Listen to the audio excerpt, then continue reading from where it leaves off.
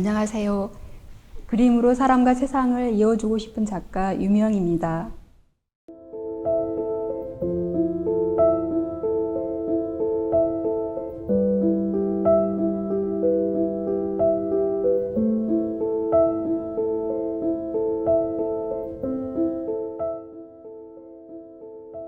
실과 실타래, 그다음에 뜨개의 것에 의미가 내포되어 있고, 그다음에 실 한 가닥이라는 시작점이 출발을 의미해요.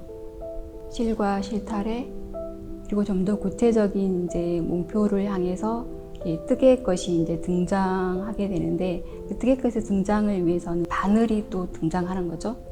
그래서 한 코 한 코 이어가면서 미래적인 어떤 목표를 추구한다는 그런 의미를 갖고 있어요. 뜨개의 것은 실에서 출발해서 어떤 목표를 향해 가다가 만나게 되는 그 도착 지점이라고 할 수 있어요. 그래서 우리 자신들의 꿈에 대한 어떤 그런 부분이 해당될 수도 있고, 여러 가지 풀어야 할 어떤 인연의 문제들이 풀리는 그런 지점을 또 포함하고 있기도 하고, 포괄적으로 어떤 삶의 모습이 이렇게 하나하나 풀려져 가서 그 도달하는 어떤 그런 의미로 뜨개의 것은 이렇게 내포하고 있어요.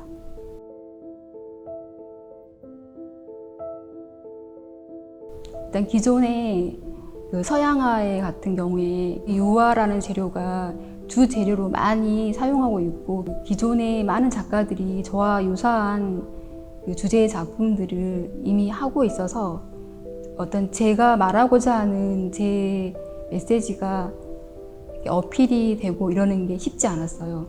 그래서 꽤 오랫동안 작업을 했었지만 굉장히 슬럼프에 빠졌었고, 2016년 정도 무렵에 내면적인 갈등을 많이 겪으면서 그 재료를 바꿔보려고 여러 가지 모색을 하였어요. 재료를 바꾼다는 것은 작가가 거의 작업으로서는 새로 태어나는 거와 똑같거든요. 그래서 그게 쉽지 않은 어떤 과정을 밟는 것이고, 굉장히 고민을 많이 할 수밖에 없었어요. 그러하지만 제가 결단을 내려야 했었고, 그 결단이 맞다고 생각했기 때문에 한지라는 그 새로운 재료를 사용하게 되었고, 한지 작업을 제가 해왔던 작가가 아니었기 때문에 재료의 특징도 몰랐었고, 제 스스로 공부할 수밖에 없었어요. 그래서 굉장히 많은 시행착오를 겪으면서 제 나름 어떤 경험치를 쌓게 되었었고, 새로운 그 도구나 재료는 처음에는 낯설지만 하나하나 풀어가면서 오히려 저한테 더 이렇게 넓게 확장시킬 수 있는 그런 여러 가지 숙제와 또 도전을 함께 준다고 여겨져요.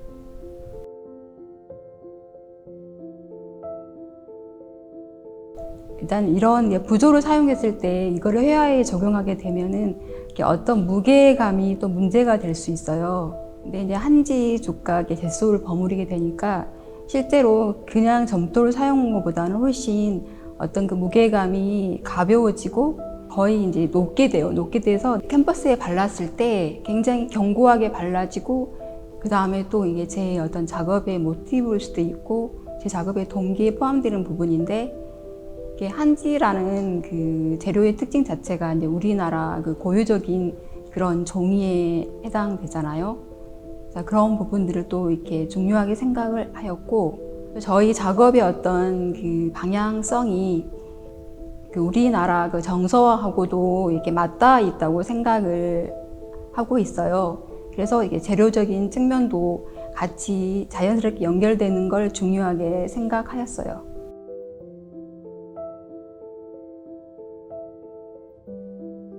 제가 느끼는 녹색은 어린 시절 시골에서 살았기 때문에 그 어떤 자연 환경에 대해서 워낙 익숙하고 또 친숙한 그런 향수가 있어요. 그래서 녹색이 그 어떤 연장선상으로 어른이 되었고, 도시에 살고 있지만 제게 남겨진 그 어린 시절의 컬러가 녹색이라는 부분이 강하게 작용하는 것 같아요. 그래서 제 작품에 있어서도 녹색이 그 지향적인 색으로 등장하게 되었고, 결론적으로 이렇게 내면을 움직이는 힘이 크고 자연을 대변하는 색이라고 생각합니다.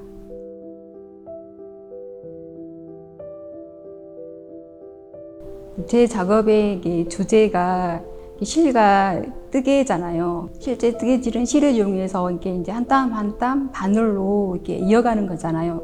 그렇지만 저는 해화적으로 그 부분을 표현하기 위해서 전묘법을 사용하였는데 그 전묘법의 행위 또한 그 뜨개질의 행위와 유사한 어떤 호흡을 갖고 있고 그 한 땀 한 땀과 같은 유사한 의미로 한 점 한 점이라는 그런 그 행위적 방법을 이렇게 사용하였다라고 할 수 있습니다.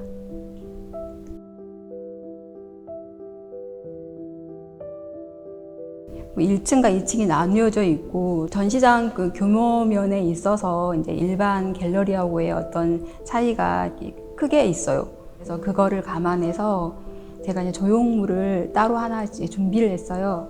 그 실뭉치 조형물을 준비를 하였는데 이제 그 부분이 어떤 전시장에 효과적으로 나타났으면 좋겠습니다. 전시 작품 중에 메비우스 띠 같은 경우에는 일단 배경 부분은 그 콜로세움이 등장을 하거든요. 콜로세움 같은 경우에는 이제 로마에 있는 그런 건축물이잖아요. 근데 역사성으로 보면은 콜로세움은 어떤 그 좋은 의미보다는 비극적인 장소로 알려져 있잖아요.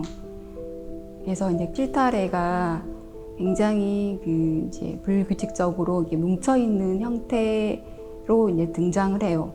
어떻게 보면 돌고 도는 우리 그 순환적인 삶을 설명하기 위함인데 그 순환적인 삶이 처음과 끝이 결국은 만나게 되는 그런 의미를 갖고 있거든요. 그래서 이제 메비우스 띠처럼 그 안에서 이렇게 맴돌면서 안과 겉의 구분이 없는 그런 의미를 갖고 있는데 그 어떤 시간성에 있어서 그 어떤 현실의 시간보다는 내면의 시간에 집중을 하였어요. 작품의 어떤 의미적으로는 어떤 과거적인 어떤 비극이든 아픔이든 풀어내고 그다음에 그 해소한다는 어떤 그런 치유한다는 그런 해석이 이제 지배적으로 차지하고 있고 컨트리 하우스 이제 시골집이란 작품이 있어요. 근데 제가 이제 어린 시절 살았던 그 시골집을 떠올리면서 이제 작업한 작품이라고 할 수 있어요. 저희 어머니께서 그 이제 뜨개질과 바느질을 굉장히 잘하시는 분이었어요. 그래서 이제 항상 그 모습이 내리에 남아 있었고, 그리고 이제 어머니는 제가 고등학교 무렵 돌아가셨거든요. 어머니가 돌아가시면서 시골집을 떠나오게 되었어요. 그래서 그 이후로는 그 시골집에 대한 기억이 굉장히 그립고 가고 싶은 곳이었지만 또 그 이면에는 그 아픔 같은 게 있었어요. 늘 그 꿈속에 이렇게 나타나는 저만의 그 고향 집으로 남아 있어요. 근데 이번에 이제 작업을 통해서 어머니에 대한 그리움과 함께 그 시골집에 대한 그리움도 같이 이렇게 녹여내고 싶은 마음이 있었어요. 그래서 시골집이라는 작품을 그 마음, 그런 의도를 가지고 제작을 하게 되었고 또 전시를 하게 되었습니다.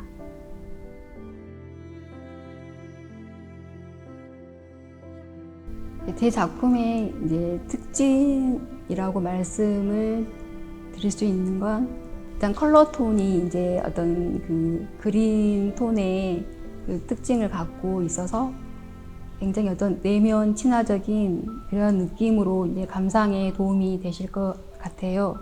그리고 제 작품을 통해서 이렇게 많은 사람들에게 자기 자신의 어떤 기억, 추억들을 꺼내서 볼 수 있는 그런 또 귀를 가지게 된다면 좋을 것 같아요.